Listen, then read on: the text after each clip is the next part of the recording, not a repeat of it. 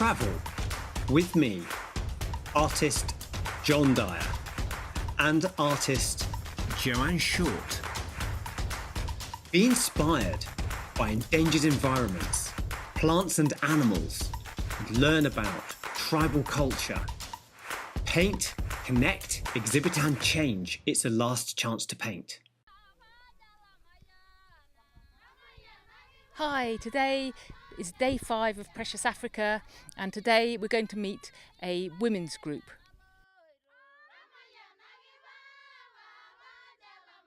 So today we've visited another boma and this is a place where a group of young women meet, probably twice a month, and look at them, they're beautiful and look at their lovely colours, and we've been talking to them and finding out all their stories.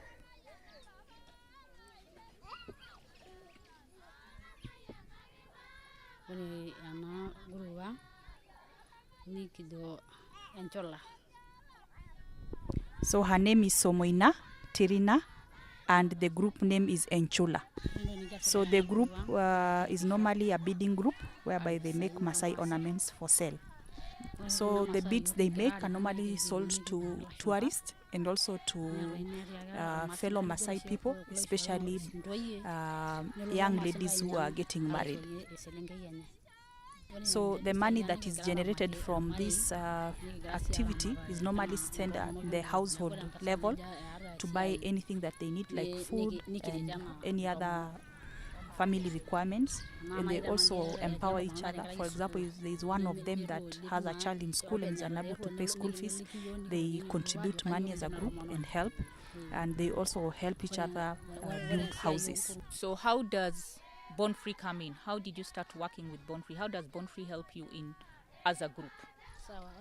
So they say that ever since we started the conservation group, the education conservation groups in this area, they have been able to learn the importance of wildlife, because for the longest time they coexisted with wildlife, but they did not see the benefits that they were getting from wildlife. Through the education, they understand that it's not only economical benefits that wildlife bring, but even ecological and environmental. So they plant trees and everything else. So they have learned so much, and now they coexist peacefully with wildlife, knowing that there are more benefits than just tangible money that they can see. During the last couple of years, especially the last 2 years, drought has become very severe, and therefore they have lost a lot of their livestock, and therefore the family income has reduced drastically. They are not able to meet their basic needs. Human-wildlife conflict is very high, especially on the wildlife part. The elephants, especially, these are wildlife corridor, and the elephants are quite many in this area. The young children the people that are herding the animals are going through a hard time. The elephants chase them. The elephants come inside the bomas and they destroy trees and any other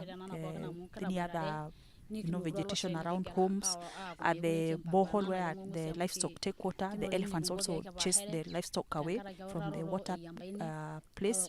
So they're saying that there's a lot of human-wildlife challenges, but ever since we started the conservation education groups, they have been able to understand the elephants quite a bit, and they also understand how to, stay safe, especially when they encounter an elephant, because we had taught them what to do in case they encounter an elephant. So there are so many challenges, especially because of climate change, because of lack of rainfall.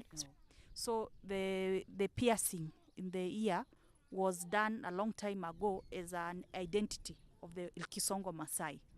So this one was like their identity, so that you can say this is a Maasai person.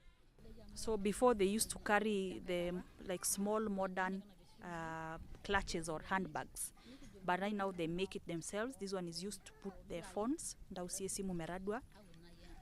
some money, and some money. She doesn't have any money now. She could have shown us. So this one is for putting money and your phone. So she's saying that what they normally do is just beautification. So they realize that when you put, let's say, a white and then black, and then you put a red one, so separating colors makes the ornaments more beautiful.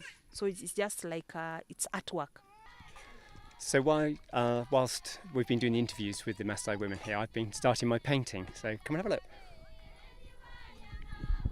So I've just started to sketch out some of the ladies seated on the ground. Quite tricky, they keep moving, but that's fine. They're just living their lives. And you see those blobs in the sky? Those are going to be weaver bird nests. We are seeing a lot of red. Most people, nearly everyone has something red. What's the significance? So traditionally, the Maasai people loved the color red, and even if in the past when they were not producing red shukas, they would buy like red paint and dip the shuka they buy themselves and make it red. So they say that it matches their ornaments and also it signifies them as a people. I do the background first and then start to build up the foreground and then add the detail. So tell us a bit about yourself. She says that she's a mother of 7, and I asked whether the children are in school. She said yes, they're in school, but a lot of them are dropping out because of the drought situation. They cannot afford school fees. My painting's coming on, so have a look. I'm just working on the acacia trees at the top here, just putting in some thorns, and I've started to put jewellery on the ladies as well in my figures, but have a look at the real jewellery. It's fantastic. They make this themselves. It's all made from beadwork. It's all made here in the Boma, the homestead, where they grew up and where they live. Tell us about your typical day, from when you wake up to the end of the day. Okay, so she wakes up at 5 a.m. in the morning, goes straight to the kitchen, makes some tea, and then gives the breakfast to the children who are going to school. And then from there, she goes to the cow shed where the animals are. After finishing that, they will let the herder take the livestock to the forest for feeding. They'll come back home, and she will go fetch firewood. When coming back from fetching firewood, they should start preparing the family lunch. So she's the last one to sleep in the family and the first one to wake up. What other wildlife do they encounter in this area? There is a lot of predation in this area, especially from lions and cheetahs and leopards. There are very many predators here, and they are eating a lot of cows and a lot of goats. So when the girls get married, there's a dowry that's paid to the parents, and it's paid in terms of livestock. So most of the time you'd find a girl would be married off, especially in such a situation. And we had a girl right this time in January when the schools opened, who her father lost all her cattle. So he married her off so that he can get some cattle to build up his stock. Why did you choose to get married? Did you want to get married? School fees. Or she had to get married because she did not have the school fees to continue going in school or being in school. Because of school fees. Lack of school fees. The school fee issue also affects the boy child. You find that if the girls are married off, sometimes for the boys also, they are also very disadvantaged when the parents don't have school fees. The boys are sent off to go and guard people's houses. They become what we call here in Kenya watchmen, so that they can bring some income into the family. So it's not just the girls who are affected by the lack of school fees, it's both genders. And of course they don't bring in a dowry. Yes, they don't bring in a dowry, but then now they become the source of income for the family. And these are very young people who are 18, sometimes 17, 19, people who should be in college so that they can be building their future. And all they're asking for so little. They're just asking to go to hairdressing school, or to go to tailoring school, or to go to welding school, or to just to become a plumber. They're not asking to go and do law or engineering. They're just asking for things that we take for granted. And for them, that small thing can really make a difference in their future. As you can see, the house behind me, that house is for somebody who has graduated from the traditional bomas that we saw the other day, and now he's built for himself a modern house made of iron sheet. What would you have wanted to do after school if you hadn't gotten married? I would like to be a teacher. I would have liked to be a nurse. Born Free are providing bags of flour and they provided breakfast to thank the women today. This isn't a normal meeting day, so they've come to especially for us for Last Chance to Paint, so we can all appreciate their culture.